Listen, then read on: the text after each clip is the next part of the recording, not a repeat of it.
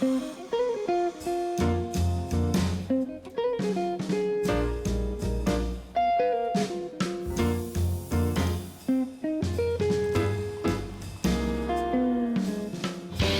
all citizens of one country, for we all want about the same thing. And that if we get to know each other, work together, study together, play together, socialize together, we will have a unity that this diverse country of ours is entitled to have. His passion for Mississippi is immense, immeasurable, and palpable.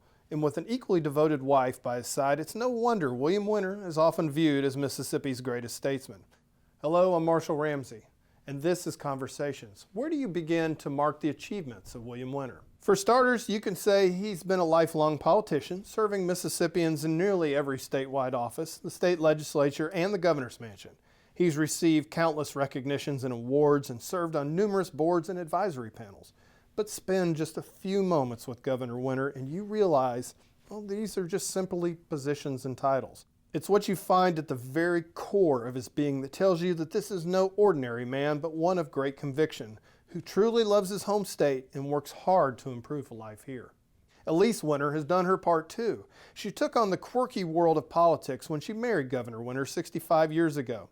She's even authored a book about the couple's years in the mansion. And in the true sense of service, she brought Habitat for Humanity to Jackson more than 25 years ago. Jake McGraw, public policy coordinator for the William Winter Institute, recently joined the Winters in their Jackson home to reminisce about their time in the political arena, their lives together, and their service for fellow man. In preparation for this conversation, I talked to a lot of my friends, a lot of people who hadn't been born yet when you, Governor, left office. But I asked them what their impression of the Winters was. And almost to a person, they came back with one phrase, and that was public service. And I think that that speaks for many Mississippians who identify you with public service. But I'm curious what that means to you. What does public service mean to you?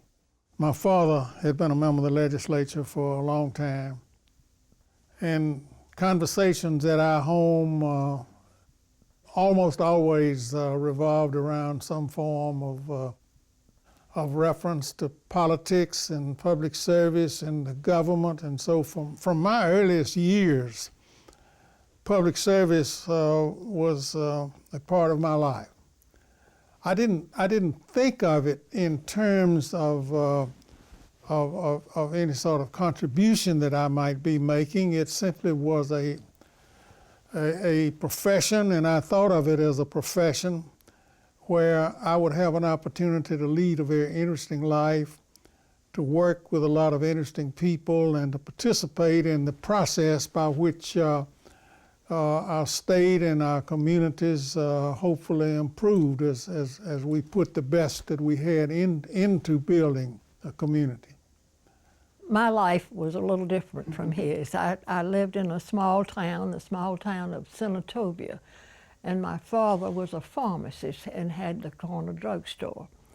And he never thought of himself as a politician, but he was mayor of that little town for 17 years and died in office. But I remember asking him when I was in college, I said, "Dad, do you need any help campaigning?" And his response was, "No, everybody here knows me. I don't, if they don't want to vote for me, they don't have to." But he was very concerned, and more on a smaller scale than William's situation. I think what intrigued so many people is how many different forms your public service has taken. I think that's what sets you apart. We know about your public service career through politics, but I think what's less recognized is all of the private contributions you've made here in Jackson. And particularly I wanted to ask you, Mrs. Winter, about your work with Habitat for Humanity. It's kind of unbelievable to most of my fellow board members, but I've been on the board since its beginning, which was 1986.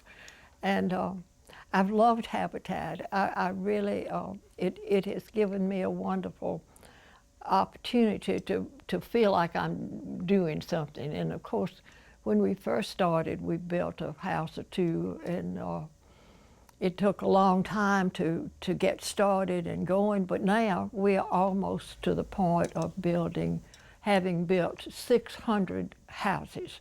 And that means that we have housed several thousand people, because all of these houses have children in them, or almost all of them. It's a wonderful, I get cold chills when I talk about it, because each time I go to the dedication of another house, it just thrills me beyond words. This was more than I could ever dream of. What Fascinates me so much about the Habitat for Humanity, the other areas, is because it all seems to go back. If from my perspective, looking at the broad strokes of both of your careers, it goes back to that one observation that you made, Governor, when you were on the President's Advisory Commission for the Initiative on Race in the late 1990s. I had the remarkable opportunity that was afforded me by my friend President Bill Clinton to serve on his advisory commission on race relations in America. And we went all over the country. I personally went to 26 states and met with people from every conceivable background. And the thing that was left with me, I think, more vividly than anything else, is that regardless of where I was, regardless of how people lived and what they looked like and what their economic or social station was, that out of those meetings, I became aware that there were certain things that everybody agreed on. And this is what they were. Everybody wanted their children to get the best education they could. Everybody wanted to have a fair shot at a job that would sustain them and their family. Everybody wanted to live in a decent house on a safe street. Everybody wanted to have access to some sort of adequate health care. And above all else, everybody wanted to be treated with dignity and respect. And those concerns didn't change wherever we were. And so I came away thinking, why can't we develop a national policy that would involve the achievement of all of these basic hopes and aspirations for people? And if we did that, what a great unified country we would have. And I am still naive enough or idealistic enough to believe that we can achieve that. Can you talk about the Mississippi that you were raised in? But particularly as it relates to those basic human rights. I feel as if I am the most fortunate person who ever lived.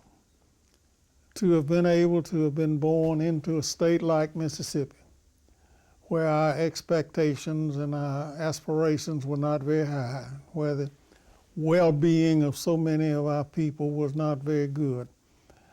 But to have been able to have been born into this state just before and during the Depression, seeing us rise above those very difficult times, taking advantage of the great natural resources that we have, not to the extent that we have fully taken advantage of them, or frankly, we've exploited them too often. But to be able to live through the changes that have taken place in my lifetime, now 92 years, and to have sensed the change for the better that has taken place in this state. Mississippi is a vastly different place than it was when I was growing up back there on a farm in Grenada County a long time ago.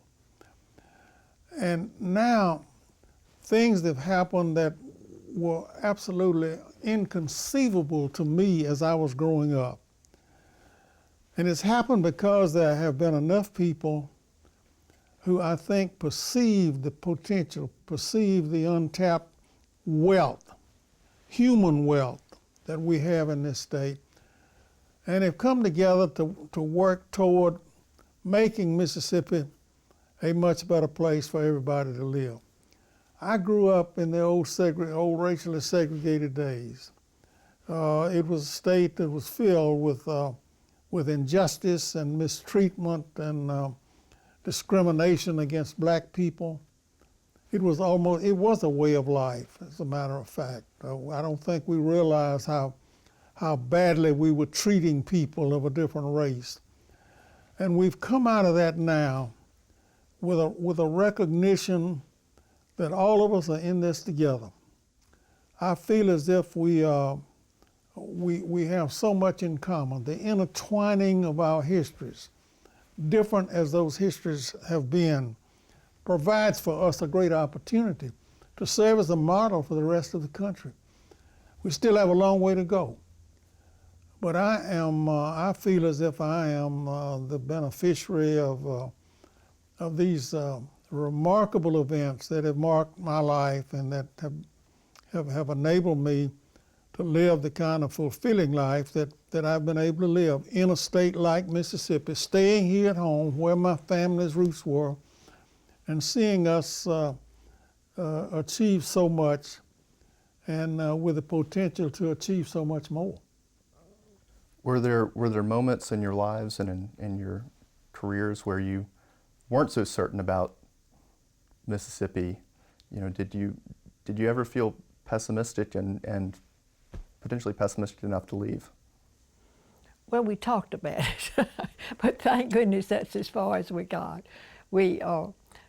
Senator Stennis asked William to come to Washington to live and to work with him, and we talked about that a long time, and it was a big move, but it was at a time that we had very little money, and it would provide a very good living to do that. But I think, as I've told you before, that William and I, one day, because we lived out in the country, on the farm part of our lives in Grenada, but we went out to the pond, which is not far from the house, and sat there and pondered and talked and decided that after all of that, Mississippi was where we wanted to be. And that was without any sight or insight into running for whatever office or knowing whether you'd ever win anything, and so it was a pretty big gamble at that point. When you get in the business of politics, it's pretty serious business, and especially as many times as William has run. What was it, 10? 10 races. And I've been with you all but one of them, and that was before we married. So Well, we've been very fortunate. what it all points up, though, is the fact that we've had generous, supportive friends who've seen us through the good times and the bad times, and I will always be grateful to so many of my fellow Mississippians who stuck with us through those bad times and who saw us into the good times. And I think the greatest satisfaction that has ever come to me has been the recognition that I have had so many great friends, and I feel inadequate to express to them the appreciation that I feel for what they've done for me. They've done a lot more for me than I have ever been able to do for the state of Mississippi, but Mississippi is that kind of state. We have people in Mississippi who I think deep in their being is an identity with and a loyalty to the state. They have been, I think, disappointed that Mississippi has not progressed more than it has. But I think there is basically within all of us a great pride in this state and a great sense of the potential that it has, and a desire to be involved in building the best possible state that we can. I think we're on the way. We take 2 steps forward and 1.5 back sometimes. But by and large, I think we have seen Mississippi move further than any other state in the nation. And of course, there are those who say, well, we had further to go than any other state. But we have come so far based on those old days when I first entered politics in the 1940s and 50s. We were a state that had I think, had a terrible misconception of what good human relations and race relations ought to be. We worked out of that now. And one of my goals, one of my dreams for the state is that we would serve as a model for the rest of the country in terms of building a truly good biracial, multiracial society. You know, when you think of the number of friends who've helped us, then I can't help but go a little bit further. The grandmothers who helped us. We had 3 children, have three daughters, and those grandmothers, my mother and William's mother were both widowed, and they loved those children, and Miss Winter was just one of those persons just born to teach, and she'd be teaching them when they were 3 or 4 years old and beginning to teach them. She taught William early on. In the barn at the house, and behind the house they set up a little classroom. William is an optimist, and that's a good thing. It really is. I'm not quite as sure about things as he is, but he's an optimist. And he really sees the good side of things and the possibilities that are good. That's great. How were you able to rise above in that era, that dark era of politics? How were you able to survive politically? I learned a lot of that from my father. My father thought of politics as being a noble profession. And he thought it was, it afforded one the opportunity to do some very meaningful things as long as there was not a really selfish motive in terms of what one did in politics. So I learned at his knee that it was through political decision making that we were able to see things happen and have the satisfaction of seeing things change as a result of political decisions. And I learned early on too that the only way we could really move was through cooperation. Through compromise, through understanding that we didn't have all the answers, that we had to come together in a reasonable way and work out those differences so that there would be a result. Maybe not the total result that any one of us might have wanted, but that there would be a result that would move the state in the right direction. So this is, I think, really the most important thing that any citizen can understand, and that is that there must be this sense of compromise, this sense of recognizing that there are different points of view, many of them legitimate points of view that can be welded together in a way to produce a desirable public policy. Thing that concerns me now is that so often we are seeing deadlock develop through the unwillingness or the inability of people on different sides of an issue to come together and work out a solution. So that's what I hope more people in this state, and in this country for that matter, will understand. That the things that unite us are so much stronger than the things that divide us. That surely within the framework of reason and compromise, we can devise policies that will enable us to have a stronger society. That's what I always try to apply in my own personal performance as a politician, was to find a way to make things work. And I think we go back, for example, we go back to the Education Reform Act of 1982, which in retrospect was really a remarkable achievement, where the legislature was badly divided, and many of the people were badly divided about many of those issues, as they still are. And yet they were able to come together in a way that enabled us to pass a really massive reform bill, funded with a massive increase in public resources, and come out of it, I think, with a greater appreciation on the part of the people as to how government can work and as to how desirable results can come out of legislative differences.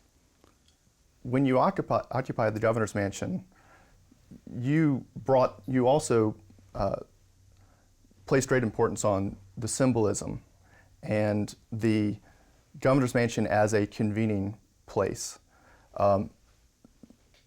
Mrs. Winter, I know you were instrumental in planning, the dinners at the mansion, which have become legendary, for bringing together people who'd made great achievements in music and literature, Mississippians that had left to bring them back and bring the country to Mississippi. What inspired you to look beyond just the constitutional powers of the office, but really, and try to make it something larger?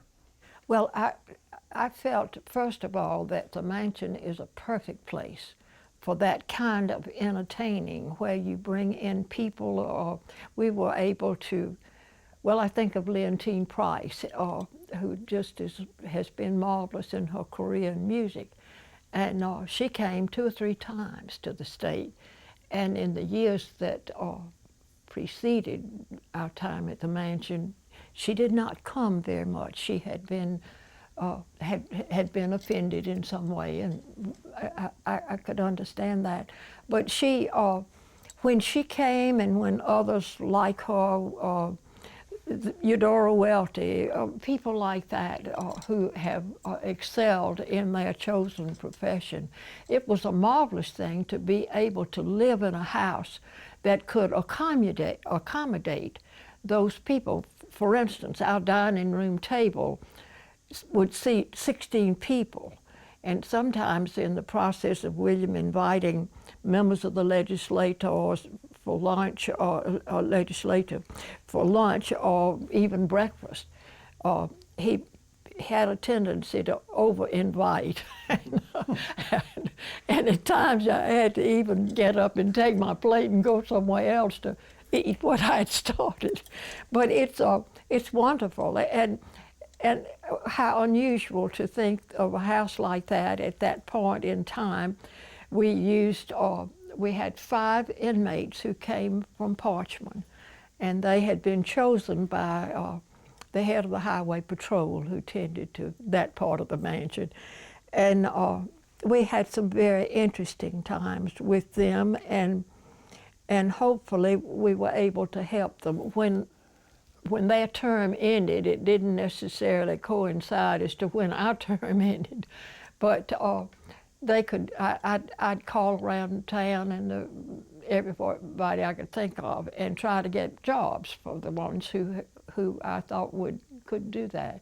And one was a man that I'm especially proud of. He's deceased now, but his name was Edgar Glover, and he was a wonderful worker. And when his time came to be released, I called the dean over at the cathedral, St. Andrew's and Episcopal Church, and I told him what a good worker Edgar was. And Edgar worked for 30 years at that place, he was well loved. He was just a marvelous man, and he was our real success story. The others, some of them were not. We didn't necessarily keep up with them, but I did. Let me tell you this one because it's so unusual. Another one of our inmate friends went from the governor's mansion to a job that was a very difficult and hot job in the summertime with I never forget what sling blade you call it. I'd made some calls and gotten a job for him there, and he would come back by to see his friends in the kitchen and the other inmates, and he would. He always looked a little bit thinner each time I saw him, and we'd ask him, "Come on, go to the kitchen and let's find something for you to eat." He wouldn't have any part of that. And then the last time I guess it was the last time I saw him, he came in the mansion that day, and was in the kitchen with the other folks, and we were all talking, and he turned to me and he said, "Ms. Winter, I have a gift for you." And his gift for me, I was just overwhelmed. He gave me a $1 bill. And my first feeling was, I don't know whether I should accept this. But then I realized this was a gift. This was the nicest gift that he could give to anybody. And one of my friends has that frame for me, and I still have it in my bedroom. But some wonderful stories like that of getting to know people in whatever their circumstances were.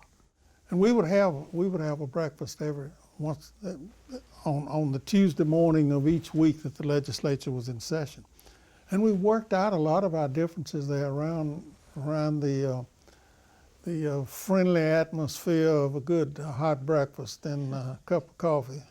Speaker Newman and we had been political adversaries all of our lives, and of course he occupied the very powerful position of being Speaker of the House.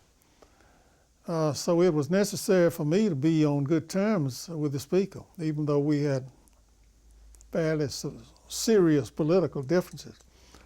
But by the time we had some breakfast at the mansion, he and I were able to go out of that arena in a way where we were on the same side. I think that's how you get things done. I just don't think you do it on a confrontational basis. I think you have to bring out the best in people, and that was always my modus operandi, was not to get out and blast them in the newspapers and in the media, but to have the kind of civil conversations, frank, difficult conversations, but in an atmosphere where there was mutual respect developed and where there was a sense of cooperation. That's the only way we really got anything passed, any difficult bills, legislation passed. There is something about the aura of the governor's mansion that impresses people. This historic, perhaps the most historic building in the state. This old building that was built in the 1830s. The oldest, the second oldest governor's mansion, executive mansion in the country that is still in use. And it created an atmosphere where people, I think, developed more of a pride in being involved in public affairs and feeling that it was a special privilege to be there. I know we felt that it was a special privilege to be able to live in that great old house. One of the most memorable events that occurred in that connection when we lived there was the luncheon that we had for Ms. Myrlie Evers, the widow of the assassinated civil rights leader. And I said to Ms. Evers, this was in the presence of a lot of people who had come to pay their respects to her late husband. And I said to Ms. Evers on that occasion, I said, "Ms. Evers, we white folks owe as much to you and your husband as black folks do, because you helped free us too. We were all slaves of a system, and we were helpless. We were really helpless to do anything about it until we had some courageous leaders like Medgar Evers, Martin Luther King, and others who came in and broke down that wall and freed us all. And so we have a society that is so much stronger and so much better than it was when it was divided along the basis of race." And yet so many people in your generation and your political contemporaries didn't go through the same evolutionary process as you. So, in your own personal lives, what do you attribute your changing views on race to? What made you different than so many of your contemporaries? Well, I saw things differently as we got to the governor's mansion, and of course William has always seen things more clearly than I. But we were beholden to so many people. by the time we got to the mansion, and we knew so many people and how wonderful and generous and kind they have been to us.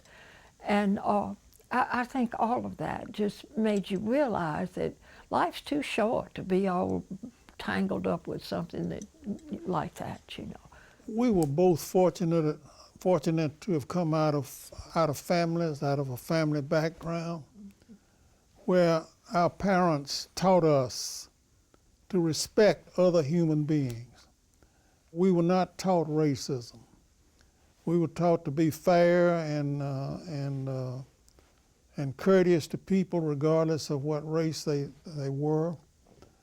And so it was natural, I think, for us to try to apply those lessons in the changing era in which we were living in those difficult years of the 50s and 60s.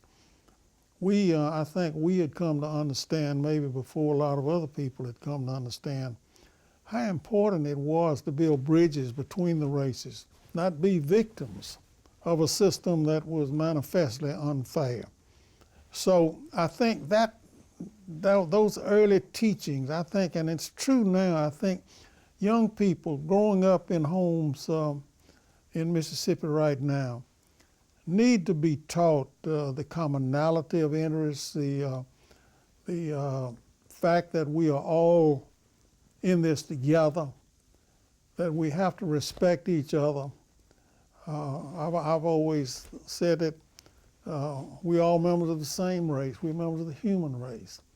And we need to teach our young people that. We need to have them understand how important it is that they get to know each other and work together. And I would hope more and more go to school together. I hope that we will continue to be supportive of public education and other systems of education.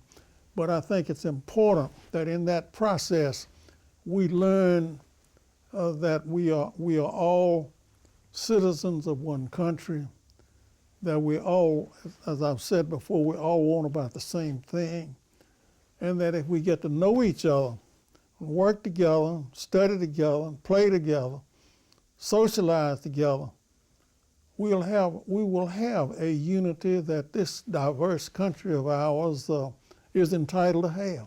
You know, I know there are a lot of people in Mississippi who have grown up, as I have, in an integrated environment, gone to integrated public schools, but still see vast racial inequity and see vast socioeconomic inequity and vast educational inequity.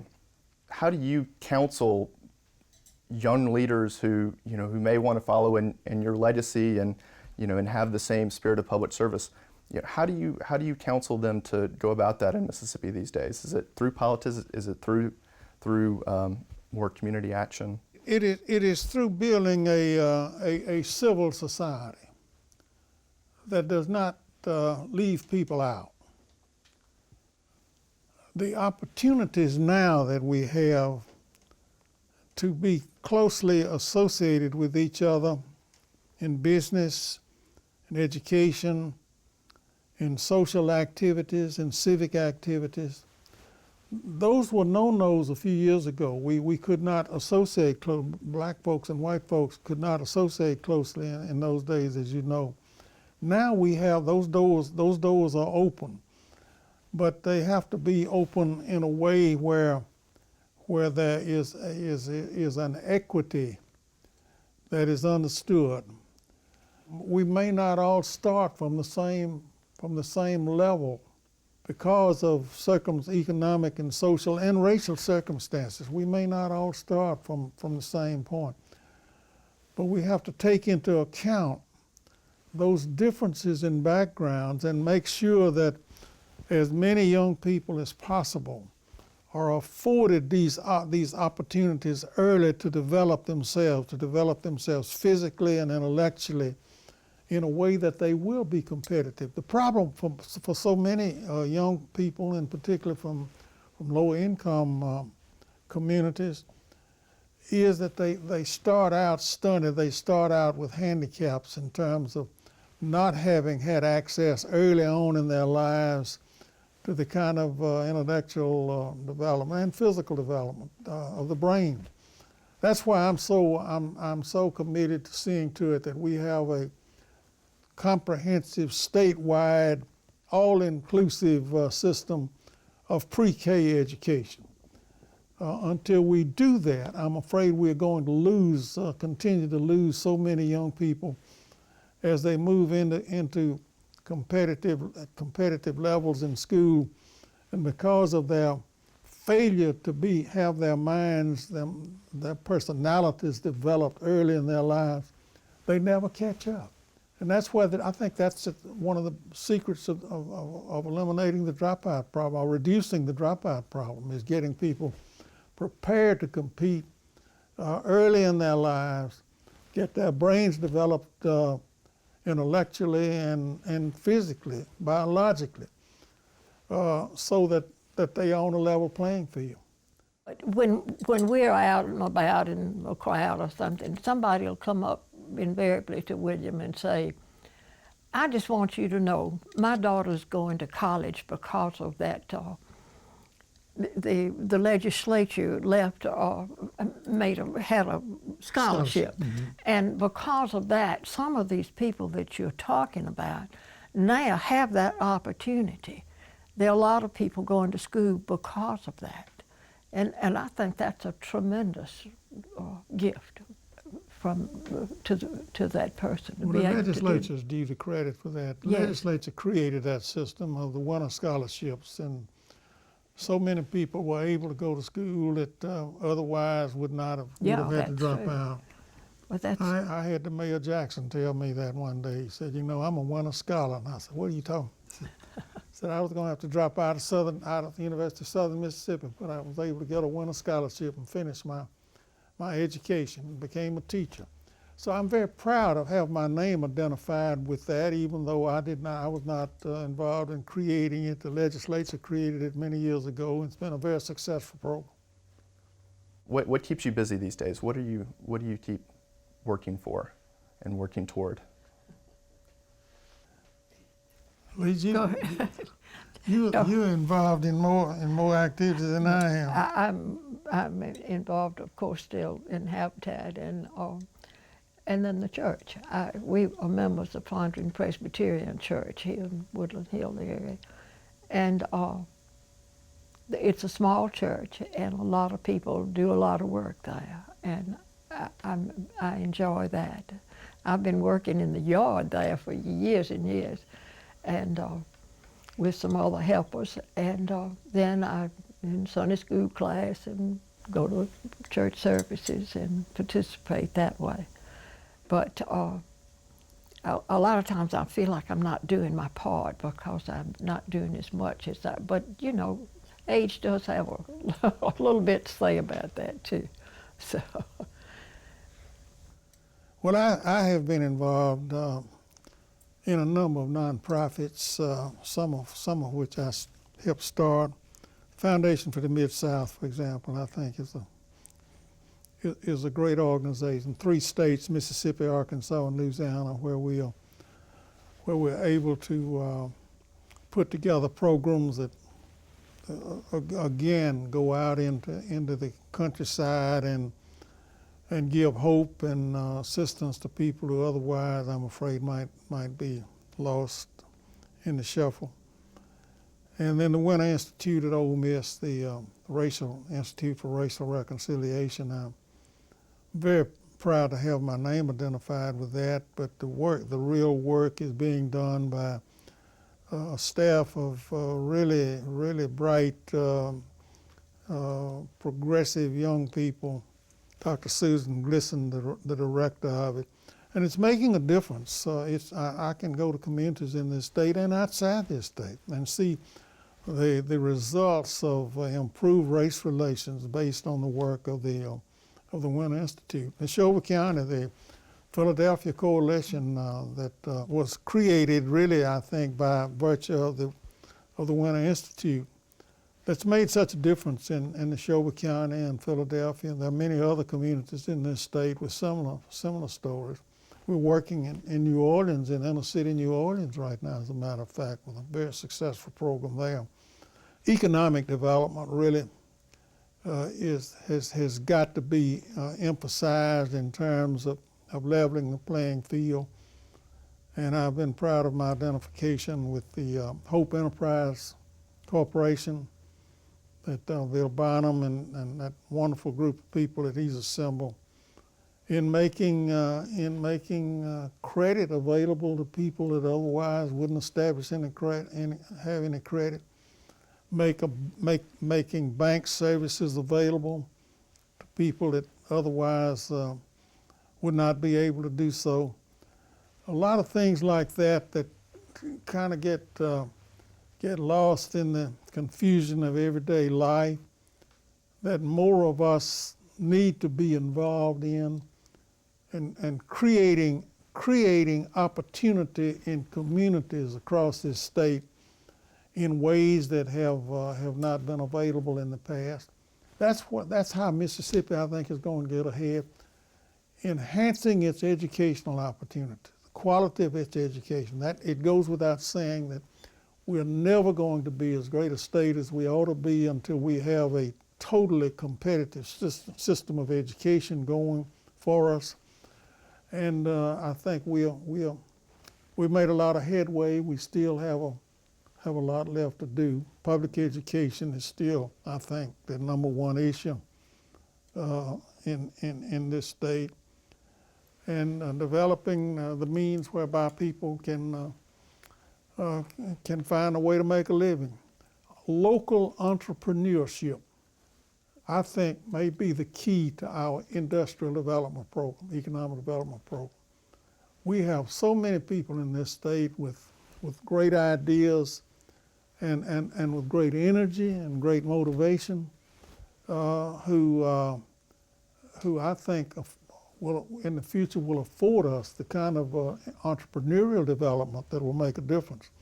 And instead of relying on minimum wage jobs that come in here from outside the state, let us create within Mississippi, out of the ideas of people who live here and an understanding of how things ought to be done, let us create an economic system based on that wealth of talent that we have taken, frankly have taken for granted, but have never fully developed. And I see that happening. I see some of the exciting things going on in these communities where local people begin to understand that they can create out of their own imagination the way to not only provide them with livelihoods, but with livelihoods for the people that they live with.